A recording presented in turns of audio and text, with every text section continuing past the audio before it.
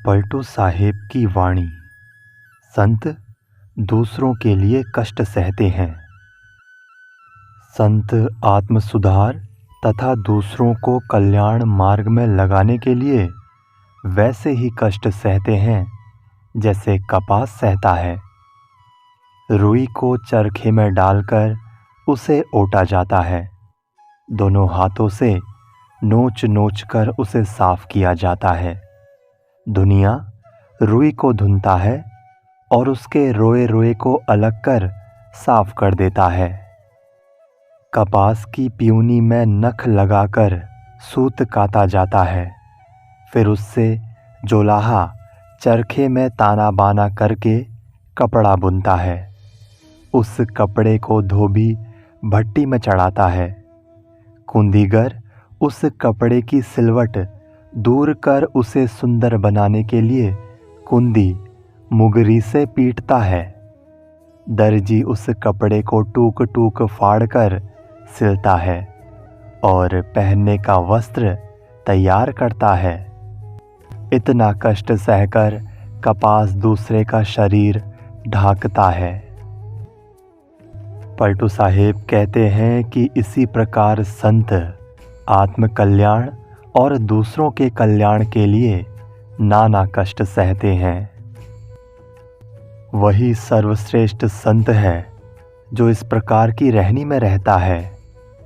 मुख से सदैव सत्य बोले, पवित्र कार्य करे, एक प्रारब्ध एवं अपने कर्तव्य पर विश्वास रखे, किसी से कभी कुछ न मांगे, मन में सदैव संतोष रखे, कभी थोड़ी भी तृष्णा न रखे, कोई के भला बुरा कहने पर मन में उद्वेग न लावे, आठों पहर तथा रात दिन आत्मस्मरण एवं आत्मलीनता में रहे।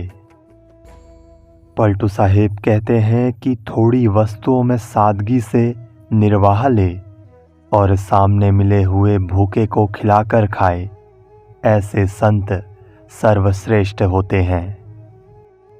उन संतों का आचरण सारी दुनिया से परे है। वे रागात्मक कर्म प्रपंच से दूर रहते हैं। लोभ मोह तथा अहंकार को जड़ मूल से नष्ट कर देते हैं। उनके मन में काम क्रोध आदि मनोविकार नहीं होते।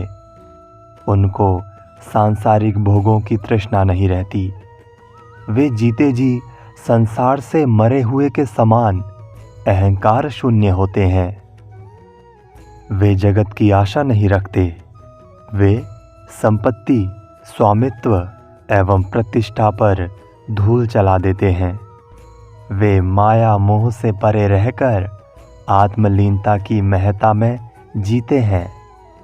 सारा संसार काल का चबेना है। पलटू साहेब कहते हैं कि उन संतों के लिए काल नहीं है, क्योंकि वे कालातीत अमर आत्मा में स्थित हैं। अतएव उच्च संतों की रहनी सारी दुनिया से परे है।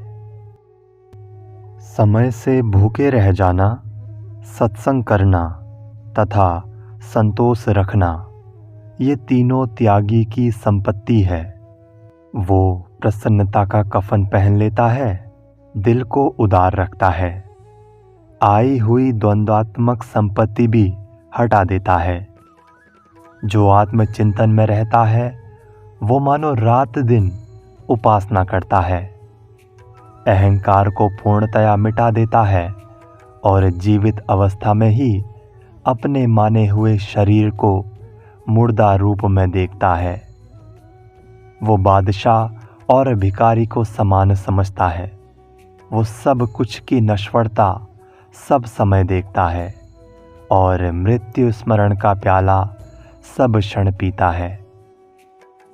ऐसी रहनी में ही आत्मलीनता का थोड़ा नशा चढ़ता है। पलटू साहेब कहते हैं कि जो वर्तमान में पूर्ण निश्चिंतता की मस्ती में रहता है वो फकीर है। उसका समय से भूखा रह जाना सत्संग एवं आत्मस्मरण और संतोष ही अचल संपत्ति है। कभी भूखे रह जाना होता है और दरिद्रता रहती है, और कभी पास में लाख करोड़ की संपत्ति हो जाती है।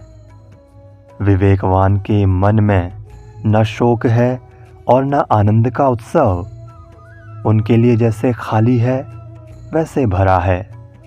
उन्हें संपन्नता और विपन्नता दोनों दशाओं में मन में संतोष और सहनशीलता है। कभी फूलों से सजी शैया है और हाथी की सवारी है, तो कभी जमीन पर सोते हैं और पैदल ही रास्ता तय करते हैं। कभी मलमल और स्वर्णिम वस्त्र पहनते हैं और शाल दुशाले ओढ़ते हैं। कभी आग तापकर और मृगछाला ओढ़कर दिन काटते हैं। पलटू साहिब कहते हैं कि विवेकवान उसे और इसे अनुकूल और प्रतिकूल एक मानते हैं। प्रारब्ध पर किसी की जबरदस्ती नहीं चल सकती। कभी भूखे और दरिद्रता में दिन कटते हैं और कभी कभी करोड़ द्रव्य आ जाते हैं। विशेष अनुकूल तथा प्रतिकूल स्थिति में समता संतोष में जीना ज्ञान का फल है और इसी में शांति है।